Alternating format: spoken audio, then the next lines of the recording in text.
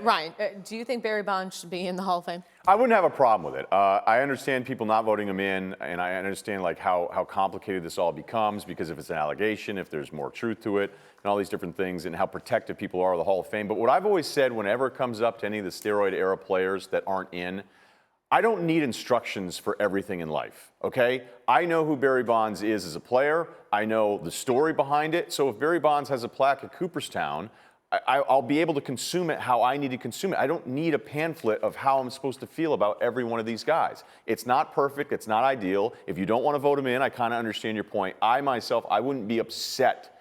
I wouldn't be upset if any of these players went in that have been caught up in everything that was basically baseball for 20 years. Jay, what are your thoughts? There are all types of characters in the Baseball Hall of Fame. And I understand if you want to keep Pete Rose off, because to me, when you're betting or in games as a manager, that's really murky. But for Barry Bonds, let me just teach everybody something. He was a Hall of Famer playing for the Pittsburgh Pittsburgh Pirates. If he played for both, that'd be amazing. For the Steelers. Okay.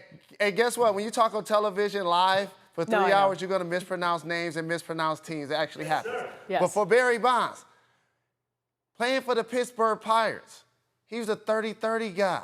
You can't tell me if he would have been playing for the Yankees, he wouldn't have multiple championships, okay? This guy was the GOAT. He was the best player in the game.